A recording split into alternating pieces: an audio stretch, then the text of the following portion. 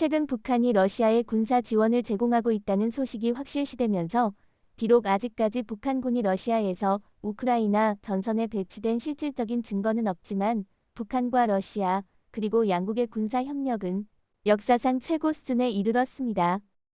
곧이어 북한은 화성포-19형 대륙간 탄도미사일 ICBM 발사 실험을 진행했습니다. 데이터에 따르면 이 미사일은 핵탄두를 탑재해 미국 전역을 타격할 수 있는 사거리를 갖춘 것으로 보입니다. 만약 이 이후로도 북한의 핵 협박이 지속적으로 강화되어 위기점에 도달한다면 미국은 과연 어떤 대응을 할까요? 안녕하세요. 조선반도 풍문록에 오신 것을 환영합니다. 저에는 해외 중국인 시각에서 복잡한 한반도 정세를 분석해드립니다. 먼저 전면전은 분명 가장 강력한 억제책이 될 수 있습니다. 만약 북한이 통제불능 상태에 빠져 미국과 동맹국의 근본적인 안전을 위협하게 된다면 미국은 전면전을 통해 이 위협을 완전히 제거하는 방안을 선택할 가능성이 있습니다.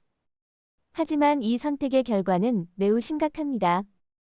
전쟁이 발발하게 되면 북한은 우선적으로 한국과 일본을 대상으로 보복 공격을 감행할 수 있습니다. 특히 서울은 북한 국경과 매우 가까워 사실상 충분한 완충지대가 없습니다.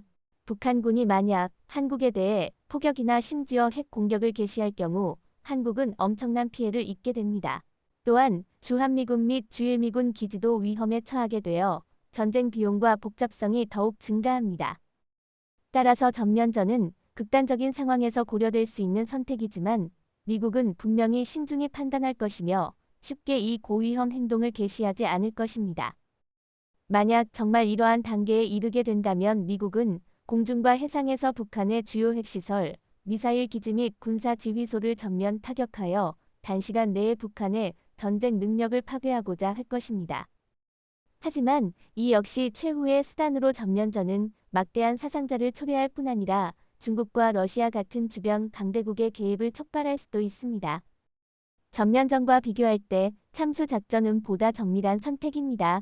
이는 북한 지도부, 특히 김정은을 직접 겨냥하는 작전으로 북한 최고 지도부를 제거함으로써 지휘 체계를 빠르게 무력화하고 이들의 결정을 직접적으로 억제하는 전략입니다.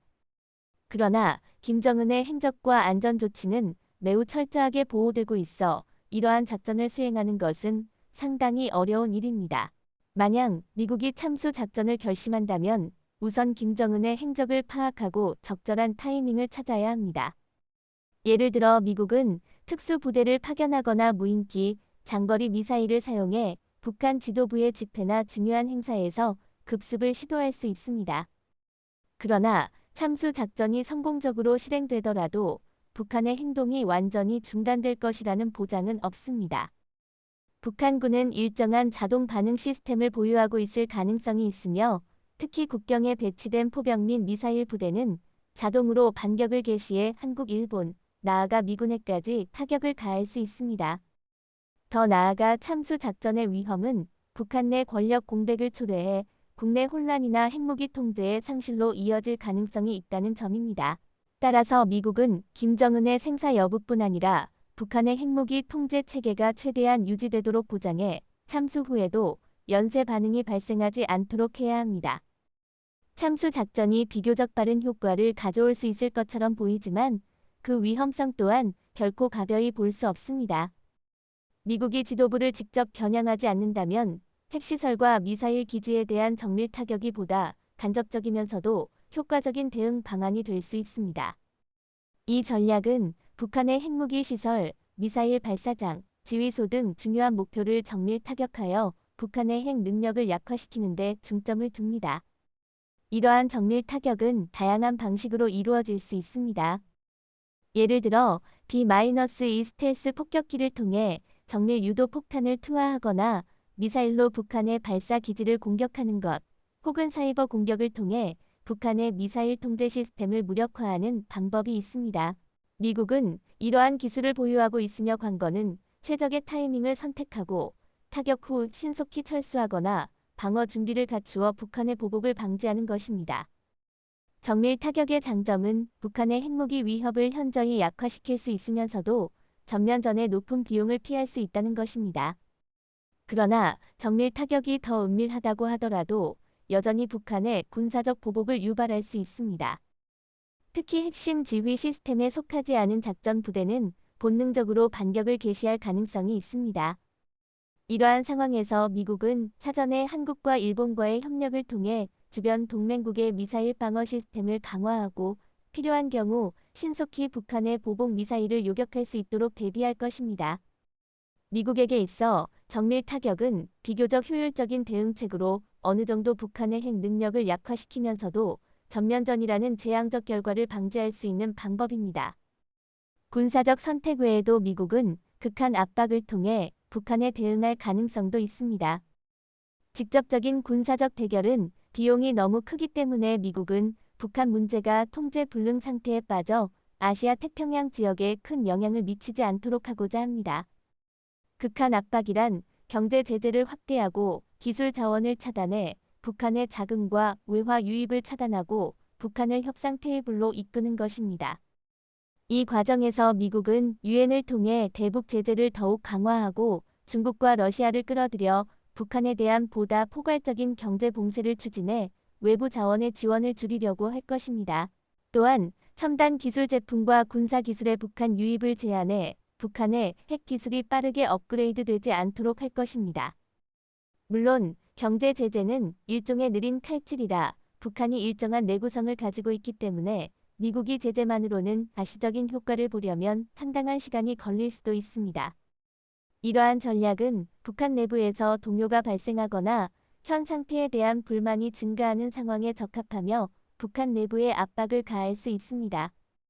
그러나 제재만으로는 충분하지 않으며 미국은 외교적 수단을 통해 북한을 더욱 고립시키고 중국이나 러시아와 같은 제3자를 통해 외교 압력을 가해 북한이 어느 정도 양보하도록 할 것입니다. 트럼프 변수와 의회의 화해 가능성. 트럼프 요소도 북미 관계에서 하나의 변수로 작용할 수 있습니다. 만약 2024년에 트럼프가 미국 대통령에 다시 당선된다면 이 상황에 뜻밖의 화해의 전환점이 생길 가능성도 있습니다. 사실 트럼프는 첫 임기 때 김정은과의 회담을 시도하며 일정 부분에서 긴장 완화를 이끌어낸 바 있습니다. 비록 양측이 비핵화에 대한 실질적 합의를 이루지는 못했지만 트럼프의 개인 외교 방식은 평화의 가능성을 보여주었습니다.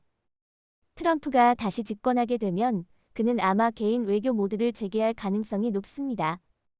그는 김정은을 직접 회담에 초대해 1대1 만남을 통해 교착 상태를 타개하고 양측의 신뢰를 재구축하려 할 것입니다.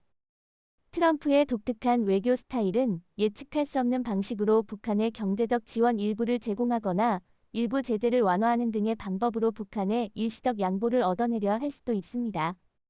트럼프의 예측 불가한 외교는 김정은에게 일정한 안정감을 줄 수 있고 북한이 어느 정도 핵 개발 속도를 늦추도록 할 수도 있습니다. 이러한 방식은 비록 위험성이 높지만 과거 경험에서 보듯이 트럼프와 김정은의 정상 외교는 어느 정도 북한의 이성적인 대응을 촉진한 측면이 있습니다. 물론 이러한 개인 외교가 북한에 대한 미국의 경계를 완화하는 것은 아닙니다. 트럼프는 필요할 경우 여전히 압박을 가하여 북한이 점진적으로 비핵화로 나아가도록 요구할 수 있습니다. 결국 트럼프의 목표는 북한이 평화의 이익을 보고 점진적으로 비핵화에 동의하도록 유도하여 상황이 통제 불능의 상태로 치닫는 것을 방지하는 데 있습니다. 북한의 핵 협박이 심각해지는 상황에서 미국은 다각적인 전략을 통해 자국과 동맹국의 안전을 보장하려 할 것입니다. 전면전, 참수작전, 정밀 타격, 극한 압박과 같은 대응 방안은 단계에 따라 다른 선택지로 사용될 수 있습니다. 미국의 궁극적 목표는 갈등을 더 이상 악화시키지 않으면서도 북한 문제를 안정적으로 관리하는 것입니다. 그럼에도 불구하고 미국의 대응 전략은 북한의 움직임에 따라 유연하게 조정될 것입니다. 특히 트럼프가 다시 대통령에 당선된다면 압박과 협상을 동시에 사용하는 방식으로 개인 외교를 재개하고 김정은과의 관계를 다시 회복해 단기적인 평화를 유지하려 할 가능성도 큽니다. 미래의 북미 관계에서 예상되는 것은 상황이 긴장과 완화 사이를 오가며 변화할 것이라는 점입니다. 미국은 북한의 다양한 요구에 대응해 압박 정책과 유연한 외교 사이에서 균형을 찾으려 할 것입니다. 상황이 더 심각해지기 전에 미국과 국제사회가 효과적인 방안을 찾기를 바랍니다.